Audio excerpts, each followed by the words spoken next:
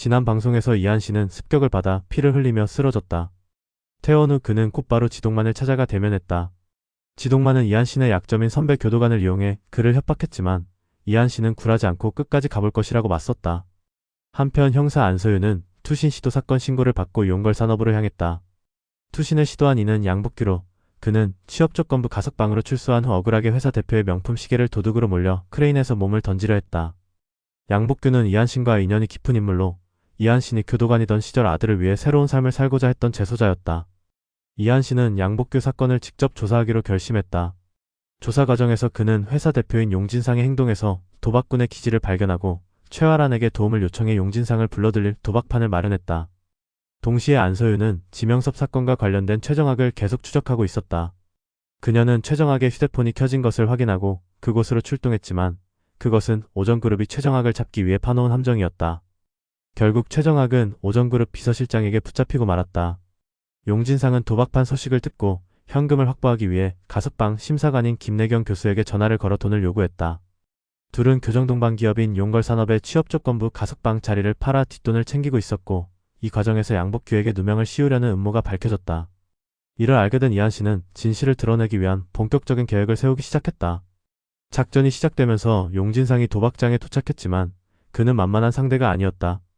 전문 도박꾼인 그는 도박판에 투입된 선수를 알아차리고 내쫓으며 작전을 무력화시켰다. 예상치 못한 상황에 모두가 당황하는 가운데 이한 씨는 도박꾼으로 변장해 직접 도박판에 뛰어들기로 결심했다. 이한 씨는 또 한 번의 돌발 행동을 저지르며 선수의 손장난을 눈치챈 용진상과의 대결에 나섰다. 그가 도박판에 뛰어든 모습은 모두를 놀라게 했다. 그러나 지금까지 이한 씨를 지켜본 시청자들은 그의 행동에 대해 이번엔 어떤 카타르시스를 선사할까라는 기대감으로 가득 차 있었다. 과연 이한 씨는 어떤 생각으로 도박판에 뛰어들었을까? 그의 작전이 성공하여 용진상의 비리를 밝히고 그를 처단할 수 있을지 앞으로의 전개가 더욱 기대된다.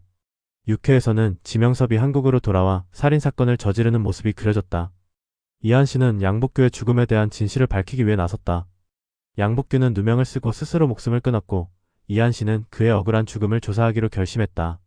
그는 양복규가 일하던 회사의 사장인 용진상에게 접근하여 양복규가 훔쳤다는 시계가 용진상에게 있다는 사실을 밝혀내기 위해 형사 안서윤과 협력하여 함정 수사를 계획했다.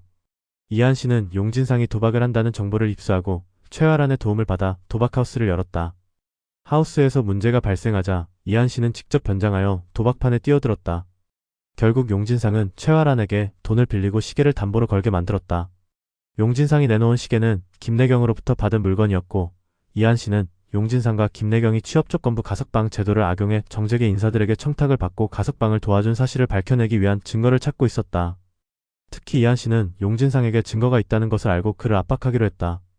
이한 씨는 용진상에게 찾아가 아직 변호사 선임 안 하셨죠? 변호사가 필요하실 것 같아서요. 김내경 교수가 대표님을 손절했거든요 라고 말했다. 마침 김내경은 용진상의 전화를 받지 않는 상황이었고 이한 씨는 김내경의 통화 내용이 담긴 음성 파일을 보여주었다.